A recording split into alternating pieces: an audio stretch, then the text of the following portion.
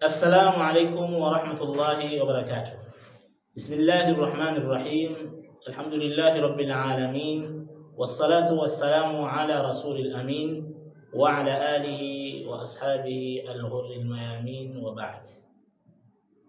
Ndugu zangu, baada ya kumshukuru Allah na kumtakia sala na salamu bwana Mtume Muhammadin sallallahu alaihi wasallam, tunaendelea na darasa letu la kitabu hichi ad-durusul muhimma li'ammati al-umma, masomo muhimu kwa umma mzima, kitabu cha Sheikh al-Allama Abdul Aziz ibn Bazi rahimahullahu ta'ala. Na hiki ni kipindi cha tatu ama sehemu ya tatu mwa darasa letu hili, na ikiwa tayari tushaangalia sehemu ya kwanza, mukaddima, kwa maana ya utangulizi au dibaji, lakini sehemu ya pili tukaangalia ad-darsul awwal, somo la kwanza katika masomo muhimu ambayo mtu anatakiwa kuyafahamu ama waislamu wote wanatakiwa kuyafahamu. Kwa leo tutaendelea katika lile somo la kwanza, kwani somo la kwanza tumeona Sheikh anasema waislamu wote wa kawaida na wasio wa kawaida wanatakiwa wajue suratul Fatiha, wajifunze suratul Fatiha na sura fupi. Tena kujifunza huko akasema ni kutamkishwa, lakini vile vile kusahihishwa kisomo chake, mtu kusikilizwa na mwalimu aliyemsomesha, lakini tatu ni kuhifadhi, na mwisho kabisa akasema ni sharhan lima yajibu fahmuhu, mtu kujua sharhi ama tafsiri ya yale yanayotakiwa mtu kuyafahamu ndani ya sura hiyo, ama sura hizo kuanzia suratul Fatiha, alafu suratu Zalzala ila surati An-Nas mpaka surati An-Nas. Hivyo tukaona tusipitwe na faida hizi, bali tutaangalia tafsiri walau kwa ufupi na maana na ufafanuzi walau kwa ufupi ya hizi sura, itmaman lil alfaida, ili kutimiliza zile faida ambazo tunatarajia kuzipata ndani ya kitabu hichi. Failaikum al-yawm tafsir suratul Fatiha. Kwa hiyo leo tutaingia moja kwa moja kuangalia tafsiri ya suratul Fatiha, na tutaangalia taaliq ambazo wameziweka, maelezo ambayo ameyaweka al-Allama Abdul Razzaq ibn Abdul Muhsin al-Badri hafidhahullahu ta'ala, kama aliweka katika tafsiri katika sharhi yake. Suratul Fatiha. A'udhu billahi minash shaitanir rajim. Bismillahir rahmanir rahim. Alhamdulillahi rabbil alamin, arrahmanir rahim, maliki yawmiddin, iyyaka na'budu wa iyyaka nasta'in, ihdinas siratal mustaqim, siratal ladzina an'amta 'alaihim ghairil maghdubi 'alaihim waladdallin. Hii ni suratul Fatiha. Unapoanza kuisoma, kwanza a'udhu billahi minash shaitanir rajim. Nini maana ya a'udhu billahi minash shaitanir rajim? Kwanza a'udhu billahi minash shaitanir rajim inaitwa isti'adha, na isti'adha imewekewa sheria ama utaratibu kwa Muislamu kila ambapo anaanza kusoma sehemu katika Qur'an, basi aanze kwa kuleta isti'adha. Na isti'adha maana yake ni mtu kutaka kinga kwa Allah, kujielekeza kwa Allah ili amkinge kutokana na shaitani. Ndio tunasema a'udhu billahi minash shaitanir rajim, yani najikinga kwa Allah kutokana na shaitani aliye muovu na aliyelaaniwa. A'udhu billah, najikinga kwa Allah. Kwa nini najikinga kwa Allah? Kwa sababu shaitani huyu ni muovu na amelaaniwa. Kwa kuwa yeye amelaaniwa, amewekwa mbali na huruma za Allah tabaraka wa taala, shaitani akachukua ahadi mbele za Allah tabaraka wa taala kwamba awapoteze waja wake, na katika namna ya kuwapoteza ni shaitani huwa anahakikisha mtu ambaye yuko tayari kukaa kusoma Qur'an, kufahamu Qur'an, basi yeye anataka ampoteze ili asije akapata khairi na wala kujua chochote ndani ya Qur'an. Kwa hiyo anataka ampoteze. Kwa hiyo shetani pupa yake kubwa ni kuhakikisha anampoteza mtu katika hiki kitabu, katika Qur'an, asiyo mwenye kutambua maana yake wala kufaidika na chochote ndani ya Qur'an. Falidhalikum shuri'a, kwa maana hiyo ikawekewa sheria mtu aanze kutaka kinga kwa Allah kwa kusema a'udhu billahi minash shaitanir rajim. Bismillahir rahmanir rahim.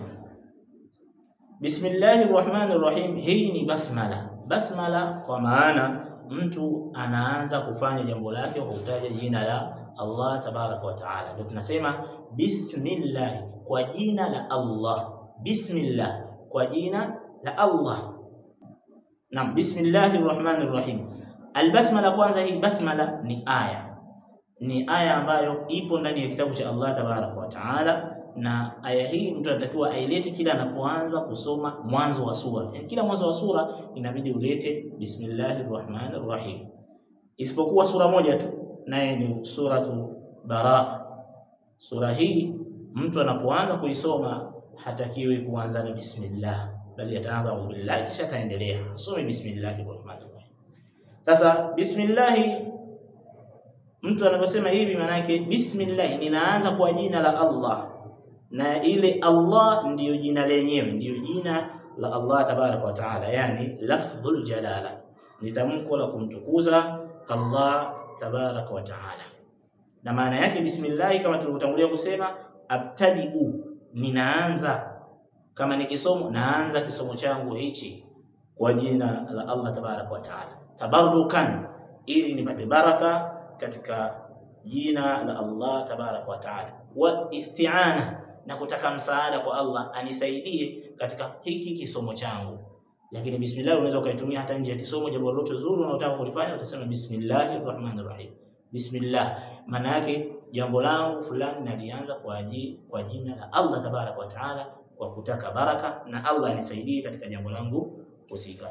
Allah maana yake nini? Allah ni dhul uluhiyya wal ubudiyya ala khalqihi ajma'in, ni mwenye uungu na uabudiwa juu ya viumbe vyake vyote. Allah, jina la Allah tabaraka wa taala linalojulisha kwamba yeye ndiye muabudiwa mwenye uungu, ndio ana haki ya kuabudiwa Allah tabaraka wa taala, na ndiye anatakiwa kupewa sifa zote za ukamilifu. Kwa hiyo tunasema bismillahir rahmanir rahim, kwa jina la Allah. Ar-Rahmanir Rahim. Ar-Rahmanir Rahim ni majina mawili ya Allah tabaraka wa taala. Majina haya yametolewa katika neno moja, ar-rahma, huruma. Kwa hiyo katika neno ar-rahma ishtuqa minhu ar-Rahman ar-Rahim, limetolewa ndani yake jina ar-Rahman na jina lingine nini? Ar-Rahim, lakini yote asili yake ni rahma, huruma ya Allah. Kwa hiyo tunasema ar-Rahmanir Rahim, mwingi wa rehma. Ar-Rahman mwingi wa rehma, ar-Rahim mwingi kurehemu. Yani ar-Rahman mwingi wa rehma kwa maana rehma zake ni wasi'a shamila, ni pana na zimejumuisha rehma za Allah tabaraka wa taala, kama mwenyewe anavyosema wa rahmati wasi'at kulla shay, na rehma zangu zimeenea kila kitu kwa wanadamu wote, waislamu wasiokuwa waislamu wote. Kwa hiyo Allah, bismillahir rahmanir rahim, bismillah inaanza kwa jina la Allah. Ar-Rahman ambaye ni mwingi wa rehma, ameeneza rehma zake kwa viumbe vyake vyote. Lakini Ar-Rahim mwenye kurehemu, yani huruma za hapa ni huruma maalum, huruma ambazo amezifanya kipekee lilmu'minin, kwa ajili ya waumini. Ar-Rahmani wote, Ar-Rahim maalum, yani mwenye kurehemu, yani anawarehemu waumini, kama mwenye Allah anavyosema katika suratul Ahzab aya 43, wa kana bil mu'minina rahima, katumia rahima, yani rahim. Kwa hiyo Ar-Rahim lilmu'minin, mwenye kurehemu, yani anawarehemu waumini. Kwa hiyo hiyo ndio maana ya bismillahir rahmanir rahim, kwa jina la Allah mwingi wa rehma, mwenye kurehemu. Mwingi wa rehma kwa maana hiyo Ar-Rahim, mwenye kurehemu, kwa maana hiyo ambayo tumeitaja. Alhamdulillahi rabbil alamin. Alhamdulillah, hii ni himdi ama shukurani wa thanau ala Allah, na kumsifu Allah kwamba sifa njema, ndio tunasema Kiswahili, sifa zote njema, shukurani zote lillahi, zinamstahiki Allah tabaraka wa taala. Sifa zote njema ndio Allah tabaraka wa taala, yuthna alayhi ala asma'i, anasifiwa kwa juu ya majina yake, anasifiwa, anapewa sifa nzuri zote juu ya majina yake na sifa zake zilizokuwa tukufu. Lakini Allah yuthna alayhi ala ni'amihi, juu ya neema zake ambazo amewapatia waja wake, na yote mazuri aliyowapatia waja wake. Na neema za Allah la tuaddu wa la tuhsa, ziko nyingi sana. Kwa ujumla tunasema alhamdulillah, sifa zote njema na shukurani zote lillahi, ni za Allah tabaraka wa taala. Tena akasema rabbul alamin, ambaye ni mola wa viumbe vyote. Alhamdulillahi rabbil alamin. Rabbil alamin, mola wa viumbe vyote. Mola wa viumbe ni nini? Khaliquhum, ndio muumbaji wao, mmiliki, muendeshaji na mbadilishaji wa kila hali. Rabbil alamin, viumbe vyote, ulimwengu wote, alam, ulimwengu mzima. Alhamdulillahi rabbil alamin, sifa zote njema na shukrani ni za Allah, mola wa viumbe vyote. Arrahmanir rahim, mwingi wa rehema, mwenye kurehemu, kama tulivyosema hapo nyuma katika tafsiri ya bismillah. Maliki yaumiddin, mwenye kumiliki siku ya malipo. Maliki yaumiddin, mwenye kumiliki. Allah ni Malik, na hili katika jina lake Malik, mwenye kumiliki. Yaumiddin, siku ya din. Siku ya din, ad-din huwa al-jaza, ni malipo, wal hisab, na watu kuhesabiwa. Kwa hiyo Malik yaumiddin, Allah yeye ndiye mmiliki wa siku ya din ama siku ya malipo. Na katika majina ya Allah huwa Dayyan. Allah katika majina yake ni Dayyan, ay almujazi almuhasab, mwenye kuhesabu waja wake na kuwalipa yale walioyaishi na kuyafanya duniani. Kwa hiyo tunasema Malik yaumiddin, mwenye kumiliki siku ya malipo. Na katika aya hii fihi alkhawfu min Allah, kuna fundisho na zingatio ambalo tunalipata kumwogopa Allah tabaraka wa taala. Kumwogopa vipi? Kwamba tutakutana naye, Allah atatuhisabia matendo tunayoishi hapa duniani na atakuja kutulipa kwa yote ambayo tumeyafanya. Kwa hiyo lazima tumuogope Allah tabaraka wa taala, kama mwenyewe anavyotuzindua ndani ya Qur'ani tukufu akisema, wama adraka ma yaumuddin, na ni kipi kinachokufanya ujue hiyo yaumuddin nini? Ni nini yaumuddin? Ni ipi siku ya dini?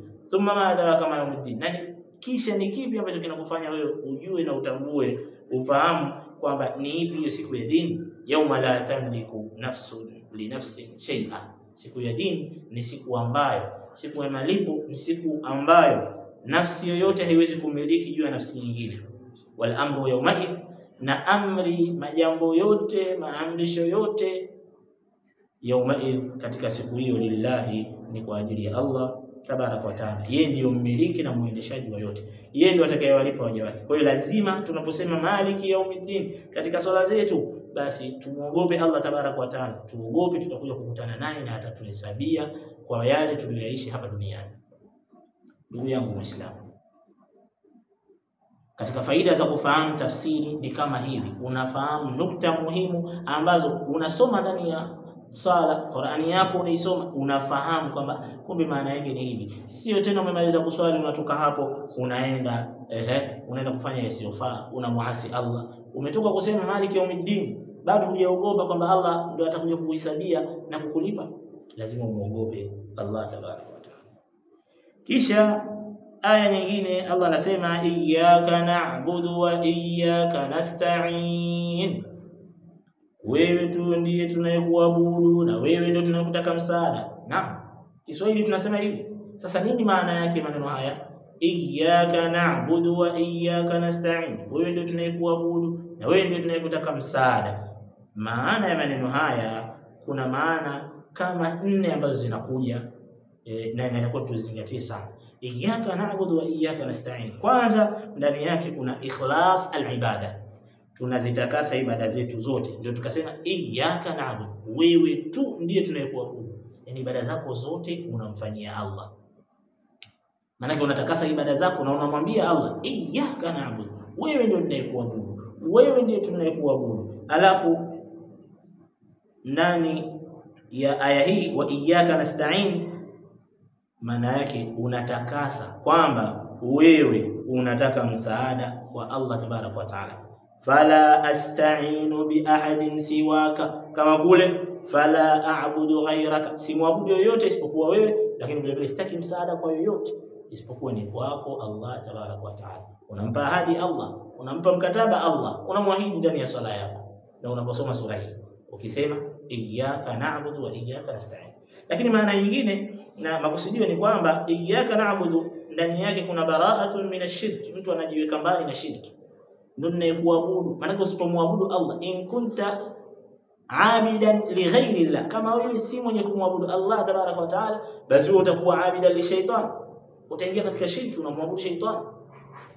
Na Allah ndio anasema kule alam ahadi ilaykum ya bani adam alla ta'budu ash-shaytan wa an i'buduni hadha siratun mustaqim, niabuduni mimi, usimwabudu shaytan. Ibada ziko mbili, ima umwabudu Allah au umwabudu shaytan. Ukiacha kumwabudu Allah mwingia katika shirki na utamwabudu shaytan. Kwa hiyo unaposema iyyaka na'budu unamwambia Allah kwamba mimi nimejiweka mbali na shirki, wa iyyaka nasta'in vile vile nimejiweka mbali min al-hawli wal quwwa, na uweza na nguvu. Mimi nimejiweka mbali kwamba eti nina uweza na nguvu sinavyo. Wewe ndio lakal hawl wal quwwa, ndio mwenye hawl na quwwa, uweza na nguvu. Kwa hiyo nataka msaada wako. Na maana nyingine iyyaka na'budu wa iyyaka nasta'in, yani iyyaka na'budu ndani yake kuna tahqiqun, unaihakikisha ile kalima la ilaha illa Allah, unahakikisha kalimatu tauhid. Iyyaka na'budu, yani la ilaha illa Allah, hapana mwenye haki ya kuabudiwa illa Allah, isipokuwa wewe Allah tabaraka wa taala. Alafu ukasema iyyaka nasta'in, maana yake la haula wala quwwata illa billah. Kwa iyyaka na'budu la ilaha illa Allah, wa iyyaka nasta'in yani la haula wala quwwata illa billah, hakuna uweza wala nguvu isipokuwa ni kwa nani? Allah ndiyo muweza, na nguvu zote zinatoka kwake yeye Allah tabaraka wa taala. Na ya nne na ya mwisho katika maana ya aya hii iyyaka na'budu wa iyyaka nasta'in, tunaposema iyyaka na'budu fiha al-khulusu min ash-shirki war-riya, mtu anajitakasa kabisa na kujisafisha kutokana na shirki, lakini vile vile ar-riya, kujionesha watu wamuone kwamba anafanya anamwabudu Allah, anaswali, anatoa sadaqa, anafanya mazuri. La, ukisema iyyaka na'budu unaidhibiti nafsi yako kwamba mimi Allah najitakasa kutokana na ria, sijioneshi, mimi nafanya kwa ajili yako Allah tabaraka wa taala. Wa iyyaka nasta'in, na vile vile ukisema iyyaka nasta'in mtu anajitakasa sasa, anajisafisha vile vile kutokana na majivuno. Yani mtu asijivune akajidai akajikweza akawa na kibri. Iyyaka nasta'in, mimi si lolote si chochote ewe Allah, sina uweza hata kama ninazo mali, nina nguvu zangu, lakini iyyaka nasta'in, mimi bado nahitaji msaada kwako Allah. Kwa hizi ndugu yangu Muislamu ni katika maana nne za kuzingatia sana tunaposoma aya hii iyyaka na'budu wa iyyaka nasta'in. Ihdina siratal mustaqim, tuongoze katika njia iliyonyooka. Ai, kwa maana ya maneno haya kwamba ewe Allah tuwafikishe sisi na utuoneshe katika kufuata njia iliyokuwa imenyooka, njia yako Allah. Allah na njia yake, anasema wa anna hadha sirati mustaqima, na hii ndio njia yangu iliyonyooka. Na hii ndio njia yangu iliyonyooka, fattabi'u. Kwa hiyo ninyi wanadamu ifuateni njia hiyo, wala tattabi'u subula, na wala msifate njia vingine, fatafarraqa bikum an sabila, kaja kuwatoa na kuwapoteza katika njia yangu ambayo imenyooka. Njia ya Allah ni nini? Ni dini yake. Njia ya Allah ni dini ambayo radhiyahu liibadi, ameiridhia kwa waja wake. Wallahu lam yardi lana dinan, Allah hajaridhia kwetu dini yoyote illa alislam, isipokuwa dini ya Uislamu. Ndio dini ambayo Allah ameiridhia. Kwa hiyo njia ya Allah iliyonyooka ni Uislamu. Tunasema ihdina siratal mustaqim, tuongoze katika njia ya Uislamu. Allah tuongoze wewe, tuwafikishe tuwe ni wenye kuushika Uislamu wetu kisawa sawa. Ndio maana ya maneno haya, siratal ladhina an'amta alayhim, njia hiyo ni njia ya wale ambao umewaneemesha juu yao. Kuna watu wameneemeshwa juu ya njia ya Uislamu, kina nani? Minan nabiyyin, ni katika manabii, wasiddiqin, na nani wasiddiqin wa kweli, washuhada, na mashuhada waliopigana jihadi huko, wasalihin, na waja wema, wa hasuna ulaika rafiqa, na hao ndio marafiki bora ambao tutaambatana nao au mtu atakiwa kuambatana nao katika safari ya akhira. Kina nani? An-nabiyina was-siddiqina wash-shuhada was-salihin. Kwa hiyo Allah tunamuomba, ihdina siratal mustaqim, tuongoze katika njia iliyonyooka, siratal ladhina an'amta alayhim, njia ya Uislamu ambayo ya wale uliowaneemesha juu yao, an'amta alayhim, ya wale uliowaneemesha juu yao. Na mtu aliyeneemeshwa tunaona hao ilikuwaje? Wao jama'ul ilma an-nafi' wal 'amal as-salih. Kwani walineemeshwa? Walijumuisha vitu vikuu viwili, elimu yenye manufaa na matendo mema. Walikuwa na elimu na matendo mema. Kwa hiyo Muislamu wewe lazima uwe na elimu yenye manufaa na matendo mema. Hapo ndio utakuwa ni mwenye kuipata sirata, ile njia almustaqim iliyonyooka, njia ya manabii, njia ya waja wema, mashuhada na watu wa kweli mbele za Allah tabaraka wa taala, ambao wote hawa tunasema ni hasuna ulaika rafiqa, ndio marafiki bora wa kuambatana nao katika safari ya akhira. Tunamuomba Allah tabaraka wa taala atupe marafiki hao tuweze kuambatana nao na kuipata safari ya akhira katika pepo zake. Amin. Ghairil maghdubi alaihim, sio njia ya wale waliokasirikiwa juu yao. Alyahudi waliokasirikiwa juu yao ni kina nani? Ni Mayahudi juu ya njia ya Uislamu, wao walikasirikiwa. Lakini hapa wakiambiwa Mayahudi, wamansalaka nahjahum, na wale wenye kufuata mwenendo wao, kina nani? Ama mwenendo wa Mayahudi ni upi? Ni wale wote ambao ya'lamul haqq, watajua haki ni nini, elimu ya kweli na usahihi wakaijua, wala ya'malu bi, alafu wakawa si wenye kuifanyia kazi na kuifuata. Hawa ndio watakuwa wamefuata mwenendo wa Mayahudi. Sasa Allah asituongoze katika njia ya Mayahudi, kwa maana ukapata elimu alafu usifanyie kazi, la, utajifananisha na Mayahudi. Siwe hivyo. Wala dhallin, wala njia ya wale waliopotea. Waliopotea ni manasara, wa mansalaka maslakahum, na wale watakaopita njia yao, mapito ya manasara wa Kristo. Hawa vipi mwenendo wao ulikuwaje? Ni kuabudu, wanafanya ibada, wanaona kwamba wanafanya ibada, lakini bighairi basiratin wala ilm, hawana uoni wala elimu, hawana hoja katika elimu katika ibada zao wanazozifanya, bali alimradi tu wao wamefanya. Kwa hiyo wala dhalin, nabii Allah situongoze katika njia hii. Na yeyote ambaye atafata jambo la kiibada, atafanya ibada bighairi ilmin, bila ya kuwa na elimu, huyu shabaha nasara, amejifananisha na manasara. Kama yule ambaye ana elimu alafu asifanyie kazi, faqad shabaha al-yahud, atakuwa amejifananisha na nani?